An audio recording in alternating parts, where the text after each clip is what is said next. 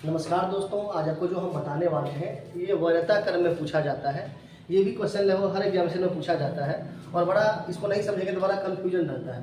तो मैं अपने शब्दों में इसको समझाने का प्रयास करूंगा और आप इसको देखेंगे एक बार में आपको याद हो जाएगा। तो उसी को हम लोग समझते हैं वरीयता क्रम में। इसे वरीयता क्रम में लेते हैं कि अपने देश में होता है राष्ट्रपति होता है, उपराष्ट्रपति होता है, प्रधानमंत्री होता है। तो ये पद के हिसाब से मतलब कौन प्रथम में होंगे और उनका क्रम क्या होगा, तो एग्जामिनेशन में इसे आपको देखने के लिए मिलेगा। तो वही आप देखेंगे तो कहा जाता है कि वरीयता क्रम जो है ना, केंद्र और राज्यों की सरकारों में विभिन्न पदाधिकारियों के पद से संबंधित होता है। इसका राजनीतिक समारोह में मतलब इसका जो प्रयोग किया जाता है राजनीतिक समारोह में ही किया जाता है। और इसका जो सूची तैयार हुआ है यह 26 जुलाई 1979 को हुआ है। तो प्रश्न आपको बस ये समझना ये जरूरत नहीं है, आपको समझने का प्रयास क्या करना है कि वरीयता क्रम में क्या होता है। तो मैंने आपको बताया कि वरीयता क्रम में कोई जब राजनीतिक का कोई समारोह होता है उसी क्रम में आपका जो है ना वरीयता के आधार पर उनका चेयर वगैरह अकॉर्डिंग किया जाता है। तो वो वरीयता क्रम आप समझेंगे तो प्रथम जो होता है अपना देश का प्रथम व्यक्ति होता है राष्ट्रपति। आप तो ध्यान रखना है कौन होगा, राष्ट्रपति। तो अगर पूछा जाए कि देश का प्रथम व्यक्ति जो होता है वो कौन होता है तो राष्ट्रपति होता है, ध्यान रखना। दूसरा में होता है उपराष्ट्रपति। तो दूसरा में क्या हो जाएगा, राष्ट्रपति के बाद उपराष्ट्रपति होता है। इसका सैलरी 5 लाख है जबकि इसका सैलरी 4 लाख है। आपको पता भी होगा 4 लाख है। तो प्रथम में हो जाएगा राष्ट्रपति, दूसरा हो जाएगा उपराष्ट्रपति और तीसरा हो जाएगा प्रधानमंत्री। तो 3 पद तो आसानी से आपको याद होगा, राष्ट्रपति, उपराष्ट्रपति और प्रधानमंत्री। और चौथा में है राज्यपाल। यहाँ पर थोड़ा सा गौर क्या फरमाना है, आपको गौर क्या करना है कि राज्यपाल, जैसे भारत में 28 राज्य होते हैं तो अलग अलग राज्य में अपना राज्यपाल होता है। तो कई परिस्थिति में एक राज्यपाल को 2 राज्य भी दिए जाते हैं संभालने के लिए, शासन करने के लिए। लेकिन मैं कहना क्या चाह रहा हूँ कि जो चौथा में रहता है राज्यपाल अपने राज्य में होंगे तभी उनका जो है वरीयता क्रम चौथा माना जाएगा। जैसे अगर मान लो बिहार के राज्यपाल है, अभी है राजेंद्र विश्वनाथ आर्लेकर है, तो ये जब तक बिहार में है तभी उनका क्रम चौथा माना जाएगा। अगर मान लिया जाए वो झारखंड चले जाते हैं, बंगाल चले जाते हैं, उनका वरीयता क्रम फिर कुछ और हो जाएगा। तो याद रखना है कि राज्यपाल लेकिन अपने राज्यों में। तो वरीयता क्रम में क्या याद रखना है आपको कि पहले राष्ट्रपति होगा, उपराष्ट्रपति हो जाएगा दूसरा में, तीसरा में प्रधानमंत्री, चौथा में राज्यपाल और 5वां में फिर वही आ जाएंगे भूतपूर्व राष्ट्रपति, मतलब एक्स प्रेसिडेंट जो है ना वो आ जाएंगे वरीयता क्रम में 5वां में। और 5 का क, इसको मैं भूल गया था, 5 का क ए में या क जो कह लो आप, इसको बाद में जोड़ा गया है। 5 का ए में होता है उप प्रधानमंत्री। जी हाँ, उप प्रधानमंत्री।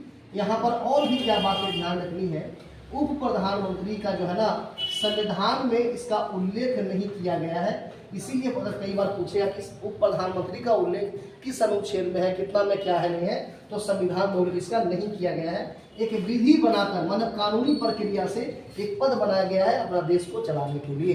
तो अगर आपसे पूछा जाए कि उप प्रधानमंत्री का वरीयता क्रम में क्या है तो आप क्या कहाँ रख लोगे, 5 का ए में रख लोगे उप प्रधानमंत्री। और ये भी ध्यान रखना है क्या है, संवैधानिक मतलब एक कानूनी बना करके इस पद को बनाया गया है, विधि बना करके। तो 5 का ए तक आपको याद हो गया। और छठा में क्या हो जाएगा, छठा हो जाएगा स्पीकर। और इसी में बैठे हुए हैं CJI मतलब चीफ जस्टिस ऑफ इंडिया। अभी भारत के मुख्य न्यायाधीश है DY चंद्रचूड़, धनंजय यशवंत चंद्रचूड़।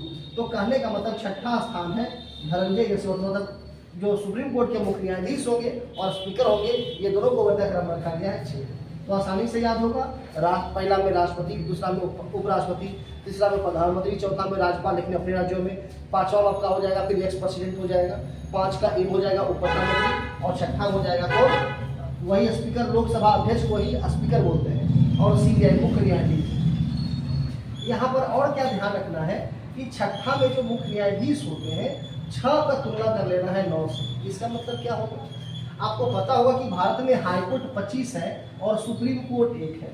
और सुप्रीम कोर्ट में कुल न्यायाधीश हैं वर्तमान में 33 + 1, मतलब एक मुख्य न्यायाधीश हो जाएंगे, 33 अन्य न्यायाधीश हो जाएंगे। तो जो एक न्यायाधीश है सुप्रीम कोर्ट के मुख्य न्यायाधीश के, उनका उल्लेख तो मिलता है 6 में और बाकी 33 का जो वरीयता क्रम में मिलता है वो मिलता है कहाँ, तो 9 में। तो 6 की तुलना किससे कर लीजिएगा, 9 से कर लीजिएगा। तो वरीयता क्रम में आप देखेंगे तो 9 में आपको मिलेगा क्या, सुप्रीम कोर्ट के अन्य न्यायाधीश, सुप्रीम कोर्ट के अन्य न्यायाधीश। तो आसानी से याद रहेगा कि ये आपका वरीयता क्रम में जो 6 का तुलना किसे करेंगे 9 से, 6 में हो जाएगा स्पीकर के साथ में, मतलब लोकसभा अध्यक्ष के साथ में भारत के मुख्य न्यायाधीश और अन्य न्यायाधीश का उल्लेख मिलता है 9 में, इसको थोड़ा ध्यान रख लेना है। और मुख्य न्यायाधीश का सैलरी है 2,80,000, ठीक है, और अन्य न्यायाधीश का मिलता है 2.5 लाख, ये भी थोड़ा सा ध्यान रखना। तो 6 और 9 आपको याद हो गया। आगे देखिए 7 में, आप 7 में जरा आप देखेंगे तो 7 में जरा आप देखेंगे तो 7 में हो जाएगा क्या कि 7 में बैठे हुए हैं मुख्यमंत्री, लेकिन अपने राज्यों में। तो 7 में कौन है, तो मुख्यमंत्री आपका हो जाएगा। दोनों सदनों का विपक्ष का नेता, मतलब लोकसभा और राज्यसभा दोनों के विपक्ष का नेता हो जाएंगे 7 में मुख्यमंत्री अपने राज्यों में, दोनों सदनों के विपक्ष के नेता और केंद्र के कैबिनेट मंत्री और भूतपूर्व प्रधानमंत्री, ये हो जाएंगे 7 में। तो 7 में कौन हो जाएगा। अरे जैसे कैसे आप याद रखते हैं कि कबड्डी में खिलाड़ियों संख्या क्या होता है, कबड्डी हम 7-7 खेलते हैं, तो 7 में कौन कौन है, एक्स प्राइम मिनिस्टर है, आपके मुख्यमंत्री हो जाएंगे अपने राज्यों में, आपके लोकसभा राज्यसभा के विपक्ष के नेता हो जाएंगे और केंद्र के कैबिनेट मंत्री हो जाएंगे। याद रहेगा। तो 7 में आसानी से याद रखना है। अब 7 का कॉमन जिक्र करेंगे, जो भारत रत्न से सम्मानित व्यक्ति होते हैं, भारत रत्न से सम्मानित व्यक्ति, क्षमा चाहिए थोड़ा सा, तो 7 का कॉम हो जाएगा, 7 का ए में अगर जिक्र करेंगे तो जो भारत रत्न से सम्मानित व्यक्ति हैं, भारत में अभी हाल ही में पढ़े होंगे कि 2024 में 5 लोगों को भारत रत्न दिया गया, जिसमें एक बिहार से भी है। तो कहने का मतलब क्या था कि जो भारत रत्न से सम्मानित व्यक्ति हैं उनका वरीयता क्रम में दिया गया है 7 का ए में, 7 का क में, याद रखना है।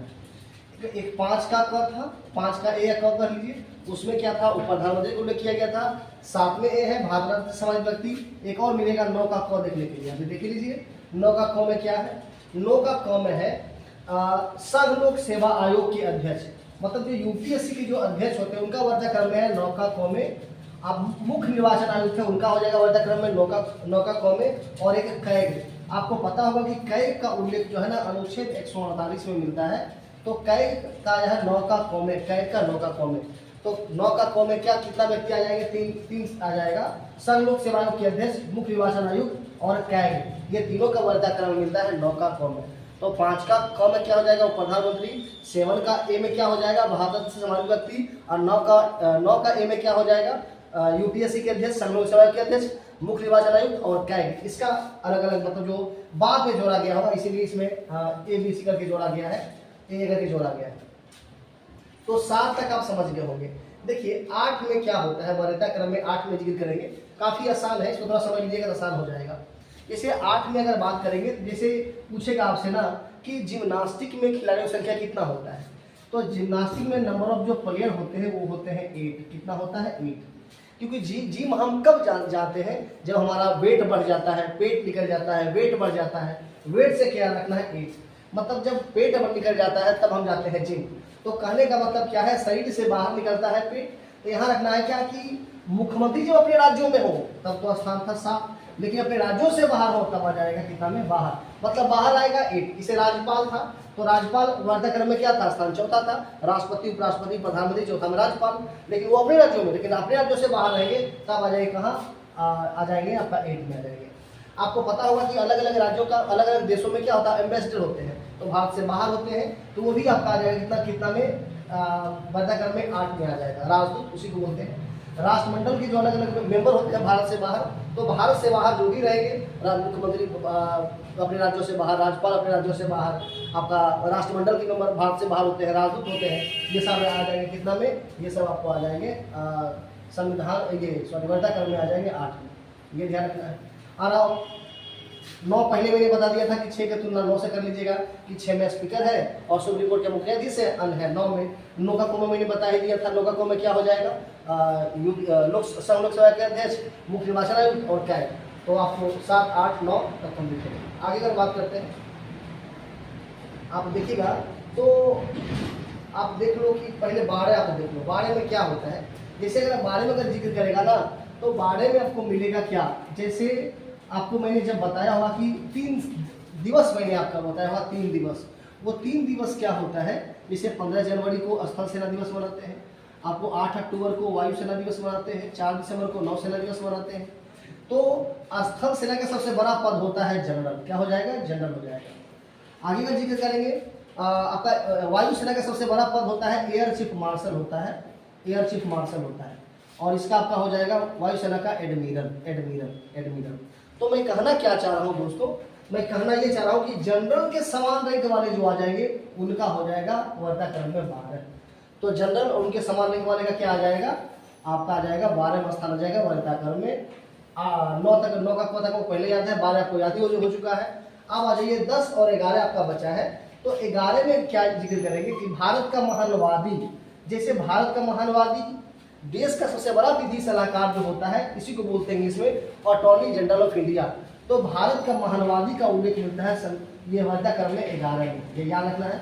वैसे अनुच्छेद 76 में किया गया है इनका उल्लेख, लेकिन मैं वरीयता क्रम लोग पढ़ रहे हैं, हो जाएगा 11 में। कैबिनेट सचिव ये आपका हो जाएगा 11 में।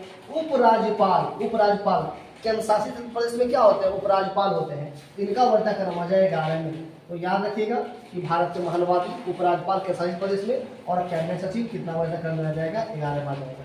और 12 तो आपको पता ही है, जनरल और उनके समान रैंक वाले। और सब आपको पता है। लास्ट आपका बच गया क्या? आपका 10 में क्या आ जाएगा वो समझ लीजिए। हमने अभी तक उप मुख्यमंत्री का चर्चा नहीं किया है। उप मुख्यमंत्री का चर्चा आ जाएगा किसमें? आपका आ जाएगा 10 में। उप मुख्यमंत्री का जो कितना आ जाएगा? 10 में। और आपको मिलेगा राज्यसभा के उपसभापति और लोकसभा के उपाध्यक्ष।